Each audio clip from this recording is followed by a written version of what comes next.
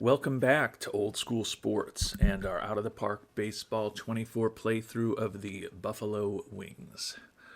We are at Draft Day 2030, closing in on the midway point of the season, and it's been a disappointing year for the Wings. We are 3 games over 500, third place in the National League East.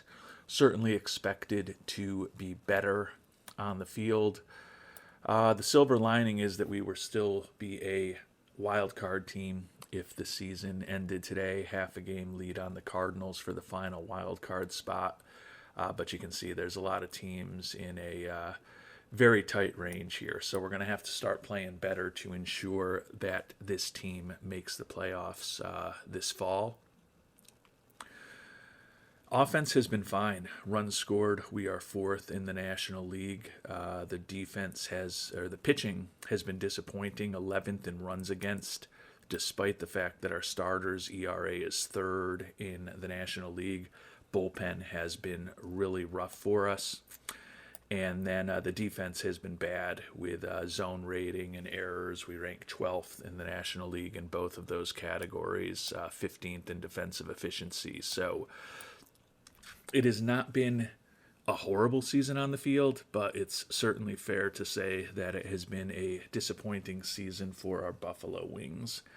And before we get into the draft, which we highlighted some of the top prospects at the end of our last episode, I'm going to do a little bit of a dive here in response to comments from the last episode from Sakruth and Fake Name about it maybe being time for us to look at upgrading center field defensively. Vance Honeycutt's been there for us the last couple years, but with 60 range is not an optimal defensive center fielder. He has been this year in center field definitely below average, not hugely below average, but certainly below average. And it may be time to try to find a better defensive solution in center field, move Honeycutt to left field where he would be an upgrade defensively compared to what we have now, because clearly we're not going to take Honeycutt's bat out of our lineup. And hopefully upgrade 2 defensive positions,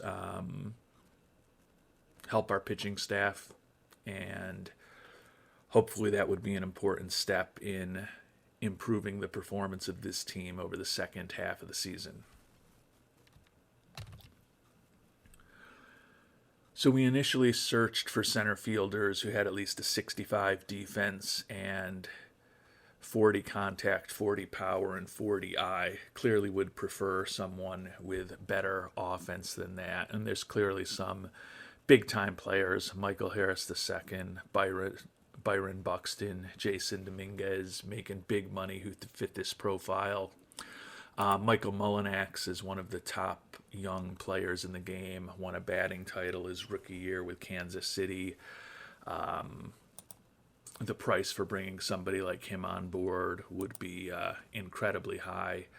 Derek Curiel is an option.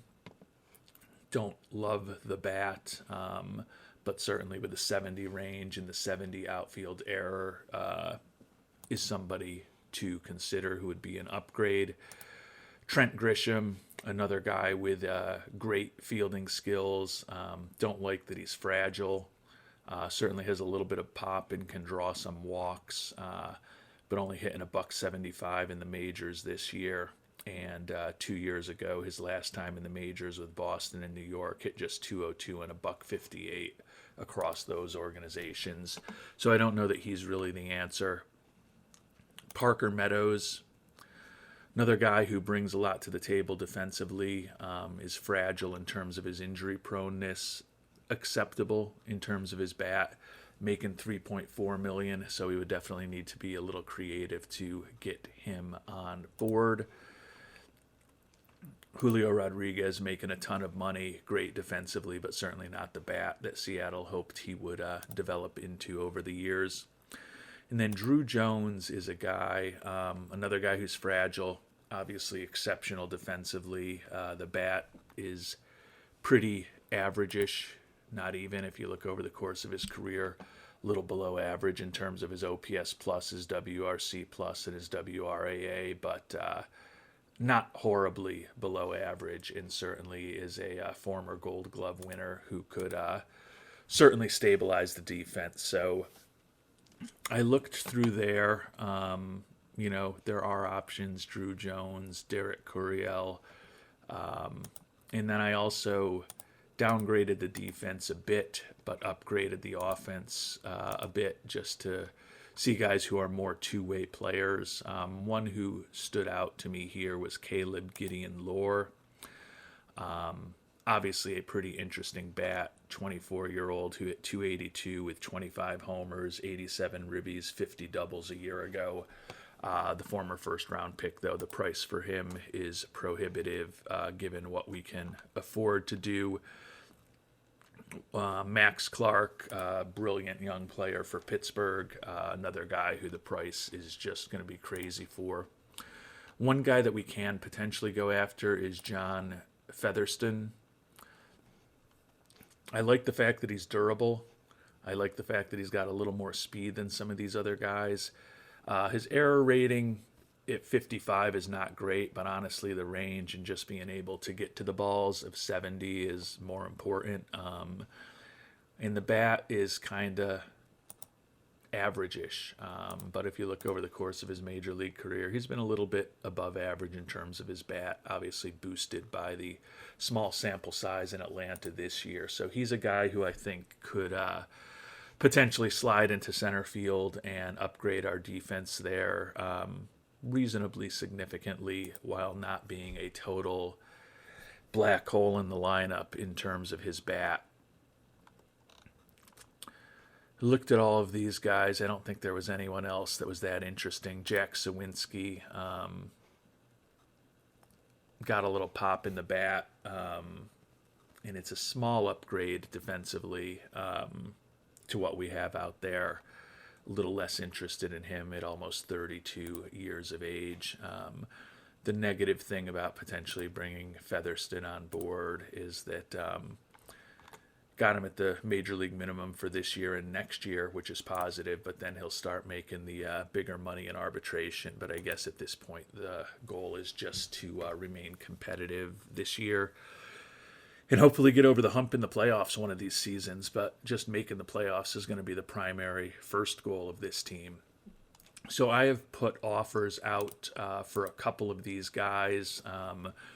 Obviously, I let you know about the ones like Mullinax, Gideon Lore, where I was laughed off the face of the earth by the opposing general manager, even when I started putting crazy good packages together or crazy big packages together. So we're certainly not going at the top end of the market. And with the salary issues we're facing, the likes of Jason Dominguez, Luis Robert, Byron Buxton, even Jay Allen II just aren't going to work for us given the cost to bring those players on board. Michael Harris II, similar cost in terms of draft picks, and then just being able, or prospects, not draft picks. I don't do draft pick trading, but the cost in terms of prospects and major league talent, and then also the shenanigans we'd have to go through to open up enough salary. We just can't play at the top end of the market, unfortunately. But as I said, I put out a few offers. I'll be reviewing those over the next couple of days after we get through the draft. But it is time to pivot to the draft. But thank you to Sakruth and Fake Name for bringing up the idea about looking at options in center field. And I think it's something that we're definitely going to give some consideration in the lead up to the trade deadline about 6 weeks from now. And as I noted in our last episode, the Wings are going to be picking 29th in this year's draft. We don't have a ton of financial flexibility, so we're probably going to be looking at someone who's looking for slot or maybe slightly above, but certainly don't have the financial wherewithal to bring on someone who's looking for 10, 12, $15 million or is viewed as impossible to sign. So that's going to limit our flexibility a bit because of the top prospects. Those guys looking for crazy money are the ones who are most likely to fall to us this year. But We'll see who is on deck with the 29th pick in the draft. Looking at the draft pool, you can see there's a fair amount of 5 and 4.5 star players. Would think that some of them, most likely the impossible to sign Mike Graves, may be around when we're picking in the late 20s.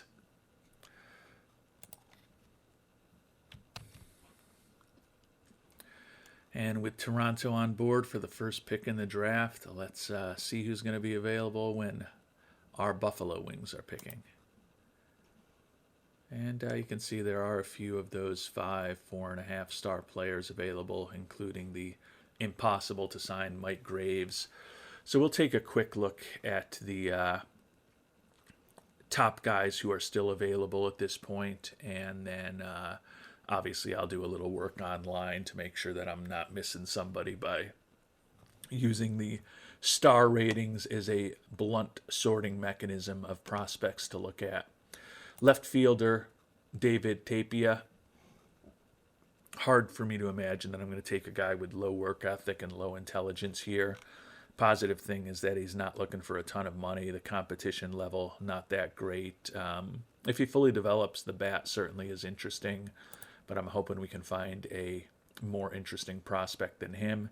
Ishmael Torres, starting pitcher, going to be dependent on that changeup developing to avoid becoming a reliever. Do like the work ethic, do like that he's already throwing in the mid-90s. Certainly looks like he could be a potentially interesting pitcher if everything works out for him. Josh Cooper, a catcher, like the durability, potentially decent bat, average-ish defensively, not the most exciting prospect in the world, but not bad. Mike Graves, we're not going to go after him, being impossible to sign, but certainly a very interesting potential bat at third base. Luis Salas, another starting pitcher, guy who's got 3 pitches close to major league quality at this point, according to our scout. Stuff, movement, and control could all be above average to well above average in terms of the movement. So an interesting prospect there. And Arthur Schneider, another starting pitcher. Don't like the low leadership and the low work ethic. Do like that he's an 18-year-old throwing in the mid-90s. Probably won't go with that personality there, especially because he is going to be dependent on that changeup developing to become a starter. And last but not least, first baseman Mike Watson. Pretty close to a major league ready hitter at this point.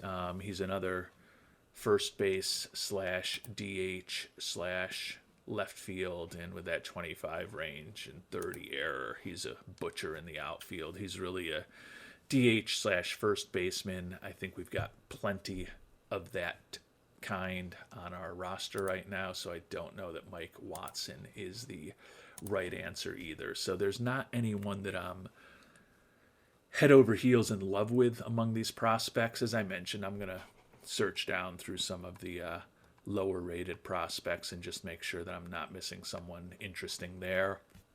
We'll see what our scout has to say. Taking a look at the draft order and actually the draft log, I had talked about Dan Thigpen, the catcher, thought he was a great prospect, and I know some of you who commented agreed with that. Looks like he went 4th overall to our expansion rival, the Nashville Stars. Thigpen, a little bit above average defensively, like the high work ethic, and just a potentially awesome bat for a catcher, or really, if it fully develops, an awesome bat for any position with durability as well. So not a surprise to see him going pretty high in the draft. Number 1 overall pick was left fielder Brad Sanders, another guy with high work ethic and a potentially very interesting bat if it completely develops. And as a college player out of Bethune-Cookman, not too far away from the majors in terms of some of those ratings as well. And I've spent a little more time looking at some of the top prospects, and there's a few pitchers that I like. I don't know that I'm going to end up going with a pitcher, but I'll walk through the 4 that I'm thinking about. Ishmael Torres, we already talked about. Left-hander, like the high work ethic, throws in the mid-90s. The concern with him is just if that changeup doesn't develop to at least 45 and preferably 50. He's a two-pitch guy, so it seems a bit ambitious to take a guy who could end up being a reliever in the first round. Luis Salas, less of an issue if the change doesn't develop, since he's already got 3 pitches that are close to major league level. Stuff, movement, and control, as we talked about, all look like they could be above average. Solid stamina, decent at holding runners, decent personality with the high leadership. Younger prospect, not even 18 years old yet, throwing in the low to mid 90s. So he's interesting. There's a couple other pitchers as well. Joe Axel, I like the fact that he's got a potential 5 to 6 pitch arsenal, and the fastball, sinker, and cutter aren't far off major league quality, even though he's also only 17 years old. So another guy who could have plus stuff, movement, and control. Guy who's throwing in the low to mid 90s. Don't love the low leadership, but he does have high work ethic. Looking for a fair amount of money. $8 million, so that would be a little challenging for us. And then Gabe Wright is a guy who's really interesting to me. Love the personality. He's got almost everything, just doesn't have high intelligence, but everything else, he's got the personality that you'd like. More than acceptable stamina, really good at holding runners on. Only a potential 3 to 4 pitch arsenal, and the changeup doesn't look like it's ever going to become much of anything, so it's really going to be a 3 pitch arsenal. But the fastball is already major league quality, the splitter is only a bit off, and the slider's not bad for a 19-year-old, throwing in the mid to high 90s already. So it looks like his stuff could be excellent, and his movement and control a bit above average.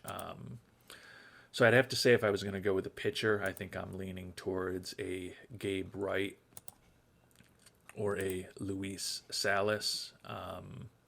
Both guys who are most likely 3-pitch starters, but I think either could be a good contributor to our team, and they both happen to be looking for slots. But there is a position player I haven't talked about that I am also interested in. And it's also a guy who's looking for slot. And that's the shortstop, Steve Anderson. Like the high work ethic and the high adaptability for somebody that is going to need to be learning to play a bunch of positions. He's got the capability to certainly play second, third, or short. He's not perfect at any position. Would love higher range for a shortstop. Would love a bigger arm for a third baseman. Would like a higher turn to rating for a second baseman. But he's certainly someone who's not going to embarrass you at any of those positions. So decent defensively with a lot of versatility. Probably those are his 3 key positions. Could certainly play him at first base at 5'11" with those infield ratings. The range kind of limits his ability as an outfielder. But a guy who could play second, third, or short at the major league level for us is interesting. And he does look like a guy who could have a decent major league bat. I mean, honestly, if it fully develops to 65 contact, 65 gap power, 60 home run, it's a more than decent major league bat. So I do like that combination of solid fielding with a solid bat. I don't think the bat is great, and I don't think the fielding is great, but there's certainly value to someone who is versatile defensively, solid, above average at a lot of positions defensively, probably not a Gold Glove winner, and potentially has a solid bat. So I am certainly intrigued by Mr. Anderson as well, if I don't go with one of the pitchers. But let's see what our scouting director recommends. And he recommends a different starting pitcher that we've talked about, Ishmael Torres. I've talked about him. I mean, I think top end, if he completely develops with that knuckle curve that's off the charts and an excellent fastball, if that changeup does develop, he is a very interesting starting pitching prospect. I just think there is a fair amount of risk that he ends up being a reliever. And I don't know that I want to spend the first round pick on a guy who I think is going to be a reliever. So that leaves us with a Luis Salas or a Gabe Wright. And I don't think any of those guys is going to fall to us in the second round. If they do, I would be all over them. But I'm definitely intrigued by Steve Anderson. With the high work ethic, I think there's a good chance that he'll develop. And I do like the fact that even now our scout thinks that his contact, gap power, and home run power are all, not at 20 or 25, even though he's only 18 years old. So he's got some ability right now. We've been going pretty heavy on outfielders in recent drafts. Not that that's a reason to make a decision, but bringing a good young infielder into our organization is something that interests me. So we are going to go here with Steve Anderson in the first round and see what's around in the second. Mike Graves, the impossible to sign, is still around. David Tapia, we don't love the personality, but with that bat and the fact that he's not looking for much money, there certainly will be a time when, if he's still on the board, we would have to consider him. The question is whether that's the second round or not. Taking a look at the pitchers, all the guys we were interested in are gone. There is one 4-star starter who I had looked at that I didn't share with the group, Jonathan Joy, who's still around. The reason I didn't think about him for the first round, not a great personality, and a 2-pitch guy. Really need that changeup to develop to avoid him becoming a relief pitcher. Also not particularly good at holding runners. So I didn't view him as strong a prospect as the guys that I talked about previously, but clearly he's the only one who's available here in the second round. So someone that we'll at least have to give a small amount of consideration to.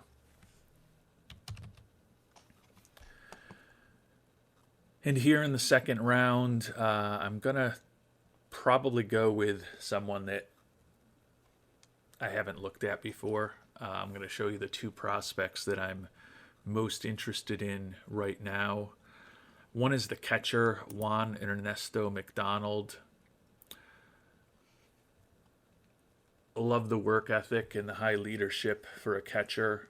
Love the fact that his defense is potentially above average.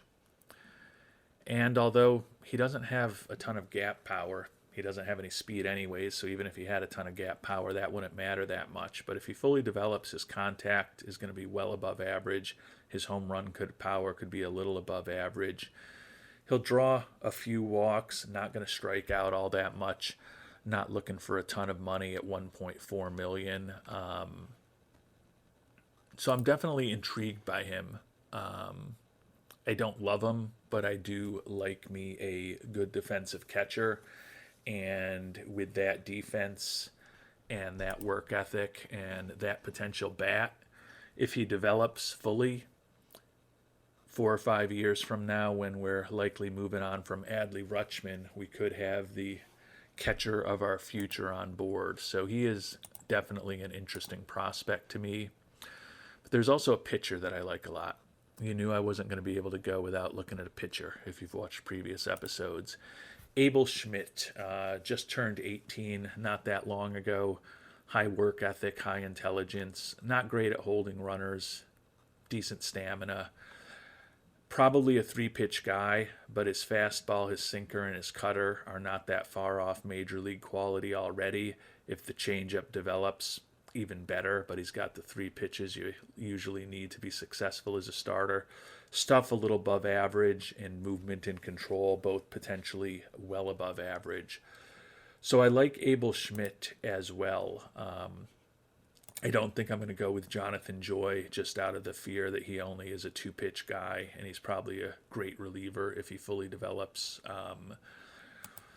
So to me, it's Schmidt, the decent pitching prospect, or it's Juan Ernesto McDonald, the potentially really interesting catching prospect, is likely the direction that I am going to go here in the second round. We'll see what our scouting director recommends. And he suggests we go with the talent, David Tapia. Certainly that bat is potentially interesting.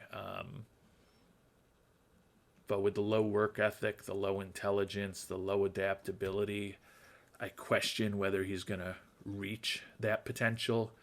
He's also a little bit older, almost 19 years old at this point, doesn't bring much to the table defensively or on the base paths. I get why now would be the time to make a play for a player like him, but I think I'm going to go with a prospect with a better personality that I view as a little bit cleaner. And I would love it if I could stop the episode and have the wisdom of my viewers in the comment section to help me with this decision, but we're in the early stages of this draft, and I'm not going to stop the draft now. I've got to make this decision on my own. I've got to be a big boy. I really like the defense of McDonald, really like the personality. And as I said, the gap power, who cares? He's never going to hit any extra base hits. Oh, well. Outside of home runs and an occasional double. Not going to walk a ton, but if that number gets up to 40, 45, at least it's not a cripplingly low figure.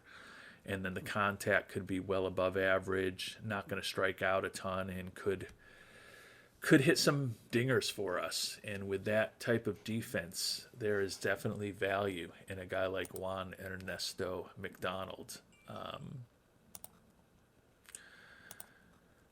But I also like Abel Schmidt. Another guy with a good personality, high work ethic, and intelligence. I think there's a good chance he develops. I wish his stuff was a little bit higher end, and clearly if that changeup develops to a 55 and his other pitches develop, it probably will be higher than that. He's a young prospect, barely 18 years old, throwing in the mid 90s already. Movement and control could be excellent.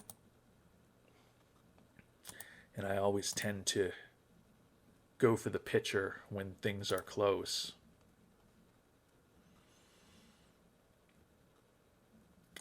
But I'm going to go with the catcher this time.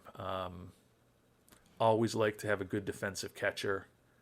And I think that McDonald certainly seems like he could be that. He could be a very good defensive catcher. Not great, but very good. And a potentially interesting bat. Not a great bat, but potentially an interesting bat to go with really good defensive catcher. I think Juan Ernesto McDonald is the right call here. Let me know what you think I should have done. But I'm going with the catcher, Juan Ernesto McDonald, here in the second round. Moving on to the third. Impossible to sign Graves is still around. Probably going to be time to start thinking about some of these other guys that we've been reticent to go after in the early rounds of the draft. Taking a look at the pitchers, Jonathan Joy still out there. Don't love the personality. Looking for a fair amount of money for a third round pick at this point, but getting to the point where it's time to at least consider some of these guys that we didn't take in the first or second round. Could be in a position where we're at least getting decent value for taking a flyer on someone with some holes in their game, with some personality issues at this point in the draft. And here in the third round, kind of pivoting towards one of these center fielders. Jake Dickens is impossible to sign. I like him coming out of high school. We think that his contact and his gap power and his avoid strikeouts are almost always at major league level. Excellent speed. Not great defensively, but he's going to Nebraska, and we don't have the money to bring him on board. So similar to Graves, he's just not in the mix. But the other two center fielders are Sergio Lara, really more of a corner outfielder, has a little bit of speed, decent potential batting profile. And then David Ayala is the more highly regarded player. Defensively, looks like he could handle center field. Would love the range to be a little higher, but it is what it is. Doesn't have a lot of speed. Not a very good base runner. Not a very good bunter, so I don't love that. But still has potential to have a pretty interesting bat. The only knock on his bat is going to be he doesn't have a very good eye at all, and it seems unlikely that that eye is going to develop very much. But still a potentially solid defensive center fielder, a potentially excellent left fielder, potentially good right fielder, with a potentially interesting bat.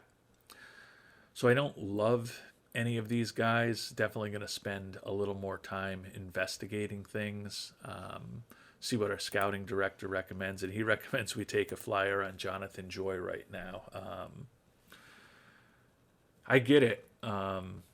If that changeup develops, he is a potentially excellent major league pitcher. I mean, you can see his stuff, movement, and control all well above average to exceptional.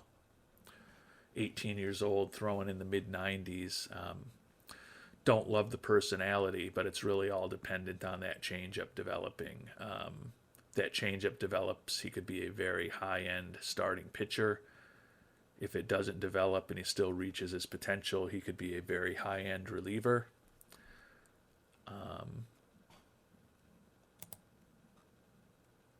So I've got a little bit to think about.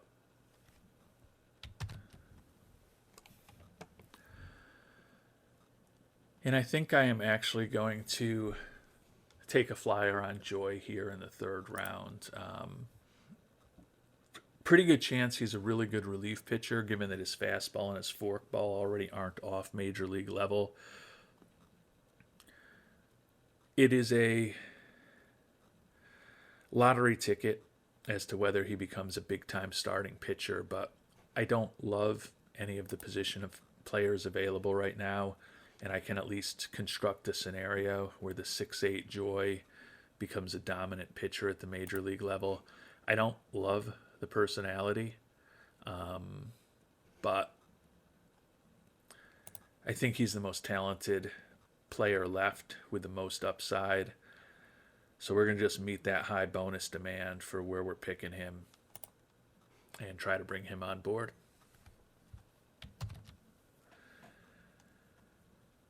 And here in the fourth round, I think I'm going to go a little bit bargain basement. We'll see what the scouting director recommends. He recommends Chris Matos, third baseman.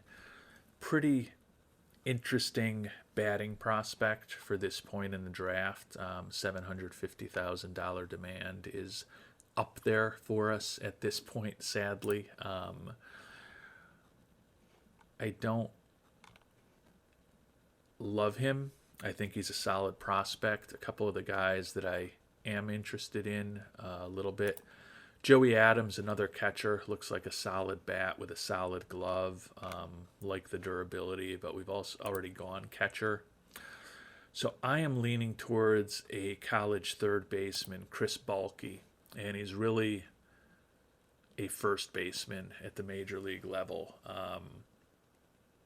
But he's almost 22 years old, and you can see his bat is not all that far off major league quality, particularly in contact, gap power, home run power, and avoiding strikeouts. I never going to be that great, so another guy, and I seem to be compiling more of these type of guys than I would like, who aren't all that good at drawing walks, which is not optimal. But for a fourth round pick, a guy who looks like he could have really good contact, above average home run power, almost exceptional at avoiding strikeouts, feels like he could be a guy who could contribute on our team for several years, starting probably just a year or two from now as a first base slash third base slash DH slash utility infielder type. And we certainly don't have a huge need for another first baseman slash third baseman slash DH. But I do think that Samuel Basallo, given his defensive limitations, is probably going to price himself off of our team at some point in the next few seasons, given the other contract obligations that we've made, unless our budget increases materially, which it doesn't seem like it's going to do. So I think Balky is a fourth round pick. Is a guy who's also looking for less money than most of the guys who are around at this point in the draft. So we're going to go ahead and pick Balky here in the fourth and here in the fifth. Still some familiar names on the board among both batters and pitchers. And I guess I'll show these these 4 3-star pitcher potential guys have been here the last couple rounds. I haven't dug into them because they've didn't really have a desire to pick any of them in the second or third or fourth round. But now it's getting to the point where maybe take a flyer. Jeremy Crawford is a reliever. Don't love the potential disastrous movement with his fly ball tendencies, though. That's honestly the same thing with Stefan Wootson. I really like this left-handed prospect. Good personality, has the stamina and the hold runners. Only a 2-pitch guy if the changeup doesn't develop, but he's an extreme fly ball guy who's going to have almost no movement on his pitches. So despite the potentially off-the-chart stuff, I think he's just going to give up a ton of home runs. So that's why we haven't pulled the trigger on either of those guys thus far. Tulane Kennedy, another reliever. Like that he's durable. As a 5th-round pick for a potential reliever, not the worst guy in the world to think about. And Mitch Marshall is a starting pitching prospect. Concern with him is just the lack of control. We're obviously dealing with a prospect in our system right now that we spent the second pick in the draft on a few years ago in Ollie Ostendorf, whose control has just never developed, and it's really limiting his potential to become a useful major league player. And the fact that I don't think Marshall is going to ever have major league level control does concern me a bit. So if we were going to go with a pitcher, I think at this point in the 5th round, I'd probably go with the lefty Tulane Kennedy.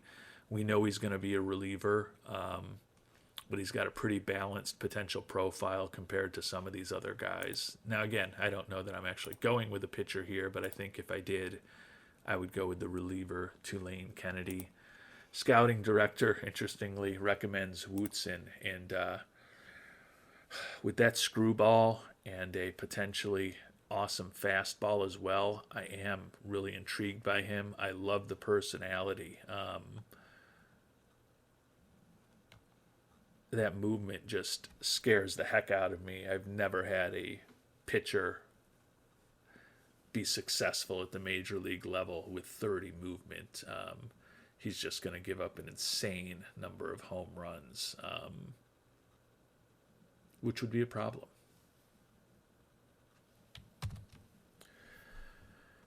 And I don't really love any of the prospects here. 5th round to me is not a horrible time to take a potential reliever, and I think Tulane Kennedy could be a potentially good left-handed arm out of the bullpen. Not looking for a ton of money, like that he's durable. So we are going to pick Tulane Kennedy here in the 5th round. If I do anything real interesting over the last 15 rounds of the draft, I will let you know. Otherwise, I'll see you on the other side of the draft.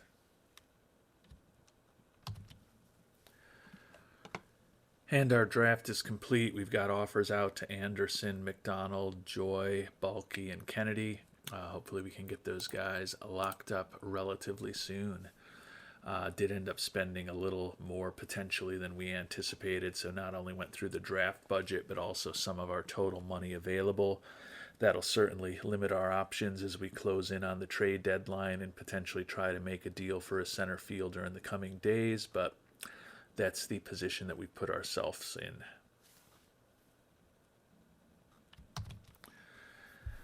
And we have not gotten a good reaction on our offers to pick up center fielders. You can see that they are all no way. Picking up Drew Jones. We offered Luca Reyes, who had started the year as our left fielder.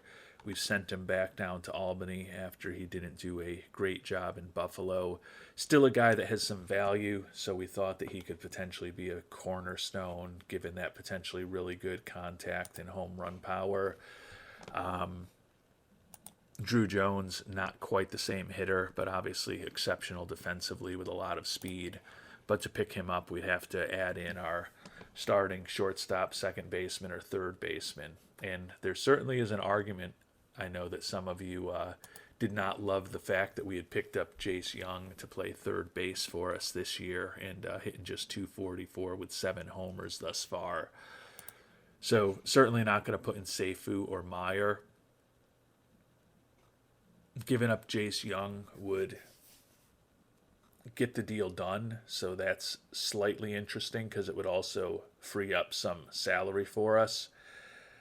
But then that creates a hole for us at third base, even though Young is not a great third baseman. He's a big step up offensively from the guys who would be taking over for him, which would be an Easton Swafford, who's hitting a $176, or a Toshimitsu Katu, who's hitting a $152. I mean, we've got Vaughn Necker, who was a second-round pick of ours in 2025 down in AAA, who could play third for us. He's hitting 270 this year, and he does have 20 homers in AAA. We have been trying to train him up, as you could see, to play left field. He's definitely not an ideal third baseman with the 50, 50, 60, 40 infield ratings. But he would be a lot more cost effective than Jace Young.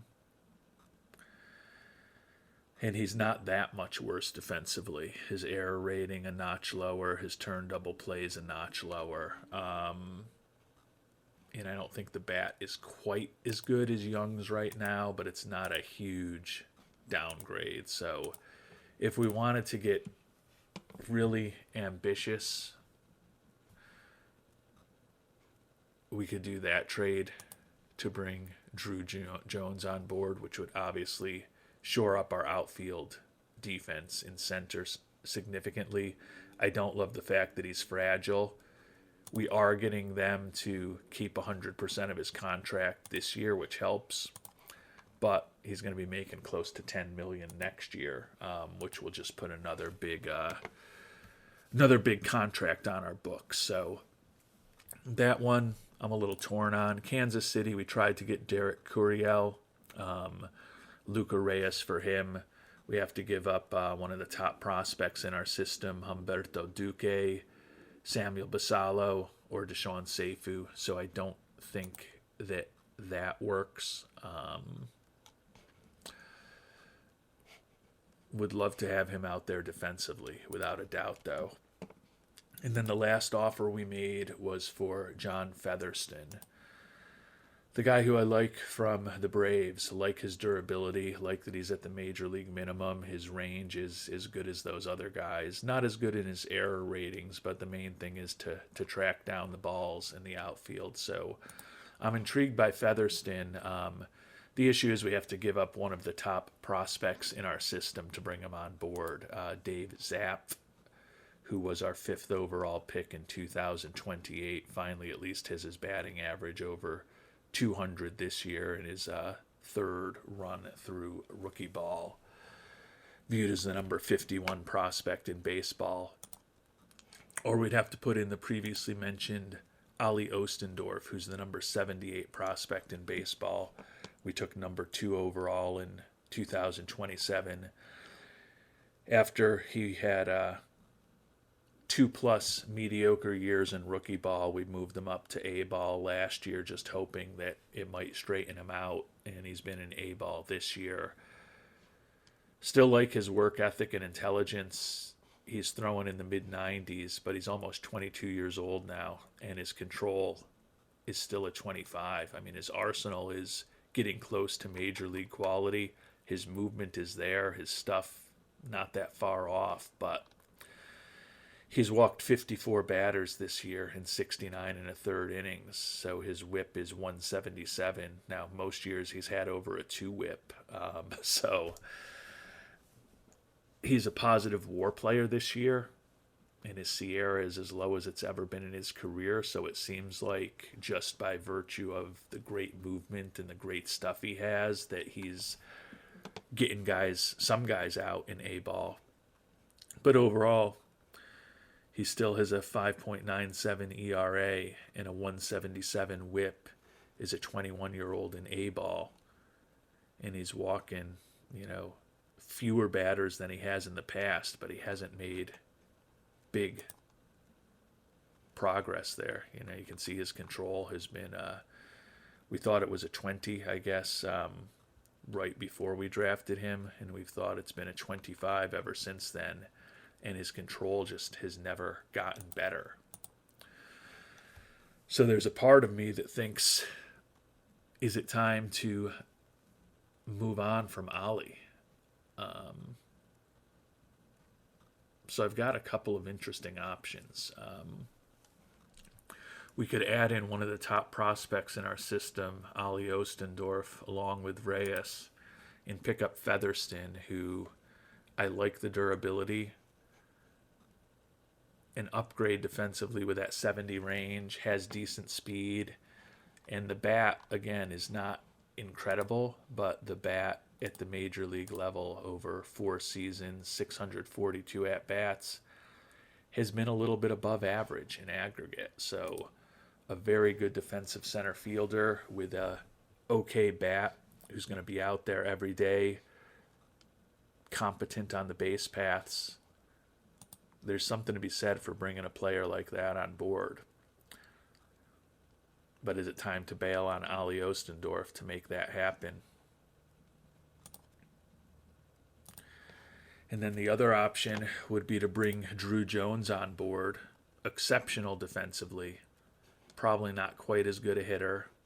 A little better on the base paths. Fragile rather than durable.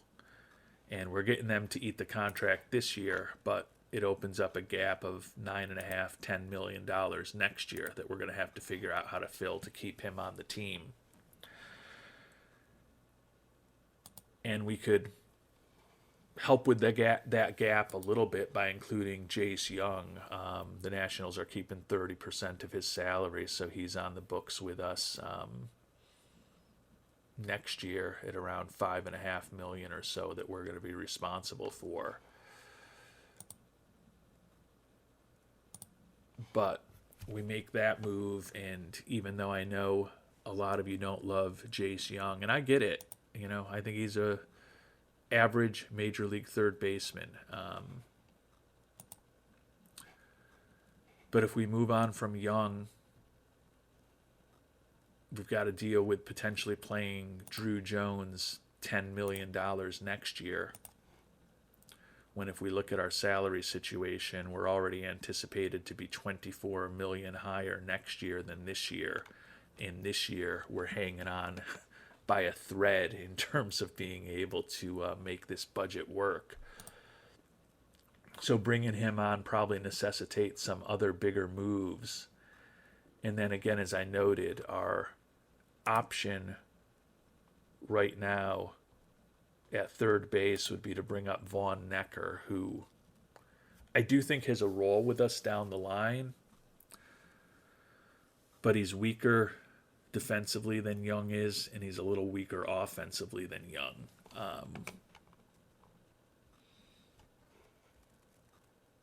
So I know some of you are looking at this as an opportunity for me to make up for the mistake I made in the offseason by getting Young off the books right now. But I think with the lack of financial flexibility we have, and the fact that Drew Jones is fragile physically, I'm more inclined to try to pull something together to bring Featherston on board right now, I think. I don't know that I want to give up Ollie quite yet. So I may try to counter with something different, but they're clearly looking for a big time prospect in addition to Reyes.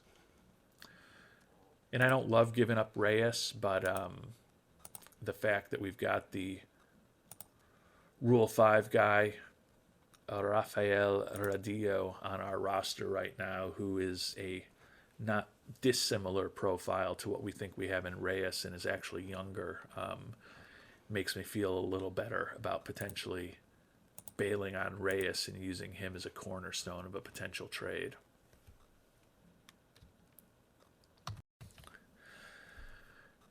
And for those of you who are wondering, if we just traded Ali Ostendorf straight up, it looks like we could potentially get Featherston just for him. But there's interesting prospects for him. You know, the center fielder, Ernesto Anguiano, like his personality, like his potential bat.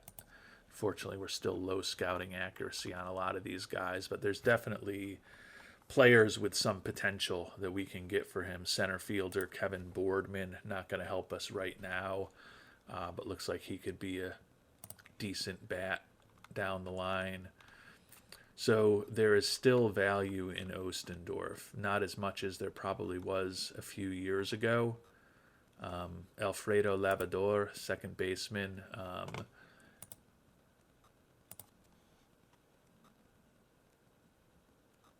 Pretty interesting hitter.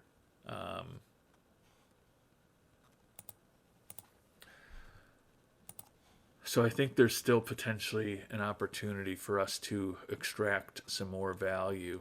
Adam Hockman of the Brewers, he's a guy out with a torn UCL for 11 months, but certainly looks like a pretty solid young starting pitcher. That would be an option to potentially go at some point if we decide to move on from Ostendorf. Juan Guerrero, young starting pitcher, ton of potential. So my inclination is probably not to include Ostendorf in the trade right now. I don't know if we're going to be able to get it done without him, but I still think that if we do decide to deal him, we can probably get a little more bang for our buck than Featherston if we spend some time digging in and working hard to put a deal together. And we made a little progress with the Braves with our last offer. In addition to Zapp and Ostendorf, they'd now take the two-time Silver Slugger winning designated hitter Samuel Basallo, or Rodolfo Carmona, who is one of the top prospects in our organization and hitting .304 this year in a small sample size in rookie ball. We did add in 22-year-old left fielder Frank Castillo. He hit .278 in high A ball last year, hitting .281 with 9 homers in Double A this year. Not a front-end prospect, but certainly a bat that could be useful. Don't love the lack of home run power in the mediocre eye, but does hit pretty good range for an outfielder. So a decent but not great prospect, but clearly they are looking for more than just Reyes and Castillo to get this deal done, unfortunately for us.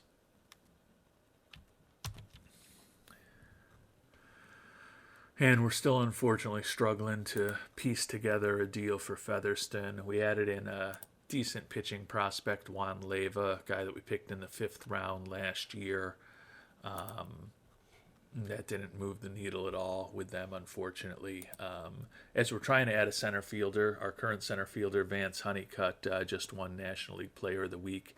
.500 batting average, 13 for 26 with 4 homers, 12 ribbies, and 8 runs scored. So Honeycutt continues to impress offensively, but would love it if he was playing left field or right field for us rather than center field at some point in the not so distant future.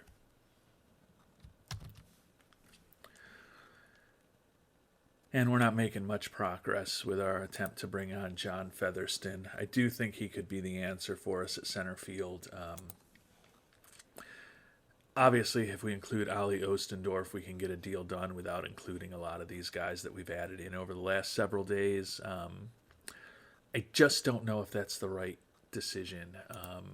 And maybe those of you who are still watching can help me with this, because I feel like it is a bit of a hope trade with Ostendorf at this point.